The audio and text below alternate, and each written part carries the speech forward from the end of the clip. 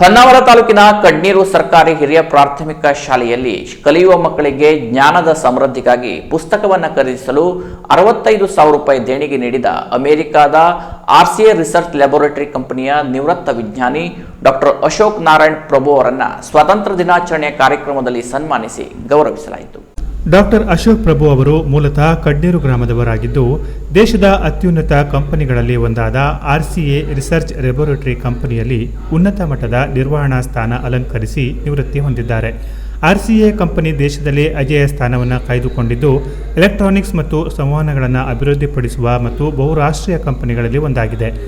ಅತ್ಯುನ್ನತ ಕಂಪನಿಯಲ್ಲಿ ವಿಜ್ಞಾನಿಯಾಗಿದ್ದರೂ ತನ್ನೂರು ಶಾಲೆಯಲ್ಲಿ ಕಲಿಯುವ ಮಕ್ಕಳೆಂದರೆ ಇವರಿಗೆ ಪಂಚಪ್ರಾಣ. ಹೀಗಾಗಿ ಆಗಾಗ ಶಾಲೆಗೆ ಭೇಟಿ ನೀಡುವ ಡಾಕ್ಟರ್ ಅಶೋಕ್ ಪ್ರಭು ಅವರು ಪುಸ್ತಕಗಳನ್ನು ಖರೀದಿಸಲೆಂದೇ 65,000 ರೂಪಾಯಿ ದೇಣಿಗೆ ನೀಡಿ ಪುಸ್ತಕಗಳು ಶಿಕ್ಷಣದ ಅವಿಭಾಜ್ಯ ಅಂಗ ಎಂಬ ಗೌರವದ ಭಾವ ಹೊಂದಿದ್ದರು. ಹೀಗಾಗಿ 79ನೆಯ ಸ್ವಾತಂತ್ರ್ಯೋತ್ಸವ ದಿನಾಚರಣೆಯ ಸಂದರ್ಭದಲ್ಲಿ ಶಾಲೆಯ ಗ್ರಂಥಾಲಯವನ್ನು ಅವರ ಮೂಲಕವೇ ಉದ್ಘಾಟಿಸಲಾಯಿತು. ನಂತರ ನಡೆದ ಸಭಾ ಕಾರ್ಯಕ್ರಮದಲ್ಲಿ ಅವರನ್ನು ಸನ್ಮಾನಿಸಿ ಗೌರವಿಸಲಾಯಿತು. ಸನ್ಮಾನ ಸ್ವೀಕರಿಸಿ ಮಾತನಾಡಿದ ಅವರು, ಮಾಹಿತಿ ತಂತ್ರಜ್ಞಾನ ಯುಗದಲ್ಲಿ ಪ್ರತಿಯೊಬ್ಬ ವಿದ್ಯಾರ್ಥಿಗಳು ಕಂಪ್ಯೂಟರ್ ಶಿಕ್ಷಣ ಹಾಗೂ ಮೌಲ್ಯಾಧಾರಿತ ಶಿಕ್ಷಣ ಅತ್ಯಗತ್ಯ. ಮಕ್ಕಳಲ್ಲಿ ವಿಜ್ಞಾನದ ಜ್ಞಾನ ಬಿತ್ತಿದರೆ ಮಾತ್ರ ಅವರ ಭವಿಷ್ಯಕ್ಕೆ ಅಜ್ಞಾನ ದೂರ ಮಾಡಿದಂತಾಗುತ್ತದೆ. ಮಕ್ಕಳಲ್ಲಿ ವೈಜ್ಞಾನಿಕ ಆವಿಷ್ಕಾರಗಳನ್ನು ಪರಿಚಯಿಸುವ ಹೊಸ ಚಿಂತನೆಗೆ ಇಂಬು ನೀಡುವ ಕಾರ್ಯ ನಡೆಯಬೇಕು. ರಚನಾತ್ಮಕ ಕೆಲಸ ಹಾಗೂ ಕಲಿಕೆಯ ಮೂಲಕ ವಿಜ್ಞಾನದ ಅರಿವನ್ನು ಈಗಿನ ಮಕ್ಕಳು ಅರ್ಥೈಸಿಕೊಳ್ಳಬೇಕು.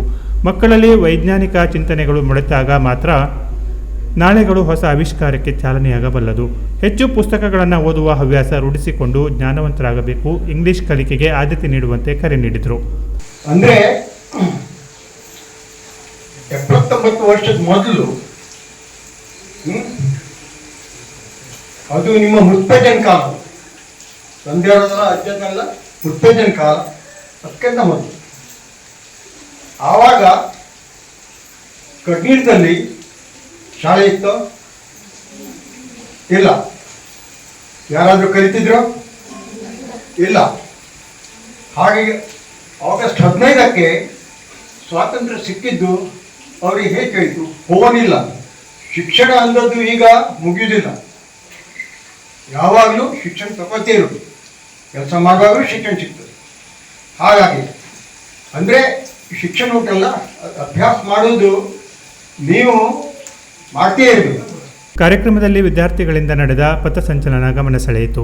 ಅಂಗನವಾಡಿ ಹಾಗೂ ಶಾಲಾ ವಿದ್ಯಾರ್ಥಿಗಳ ಭಾಷಣ ಎಲ್ಲರ ಮೆಚ್ಚುಗೆಗೆ ಪಾತ್ರವಾಯಿತು. ಗ್ರಾಮ ಪಂಚಾಯತ್ ಸದಸ್ಯ ವಿನಯ ನಾಯ್ಕ್, SDMC ಅಧ್ಯಕ್ಷ ರಾಮಚಂದ್ರ ನಾಯ್ಕ್, ಉಪಾಧ್ಯಕ್ಷೆ ಸವಿತಾ ನಾಯ್ಕ್, ಪೂರ್ವ ವಿದ್ಯಾರ್ಥಿ ಸಂಘದ ಅಧ್ಯಕ್ಷ ಮಾಸ್ತಿ ನಾಯ್ಕ್, ಸೈನಿಕ ಸಂತೋಷ್ ನಾಯ್ಕ್, ಹಿರಿಯರಾದ ಸತ್ಯಪ್ಪ ನಾಯ್ಕ್, ಮಂಜುನಾಥ್ ನಾಯ್ಕ್ ಇತರರು ಇದ್ದರು. ಮುಖ್ಯೋಧ್ಯಾಪಕ HN ನಾಯ್ಕ್ ಸ್ವಾಗತಿಸಿದರು. ಸಹ ಶಿಕ್ಷಕರಾದ ಭಾರತಿ ನಾಯ್ಕ್, ದೀಪಾ ನಾಯ್ಕ್, ಹರ್ಷಿತಾ ನಾಯ್ಕ್, ಸಹಾಯಕಿ ವಿದ್ಯಾ ಭಂಡಾರಿ ಸಹಕರಿಸಿದರು. Canara plus news Honnavar.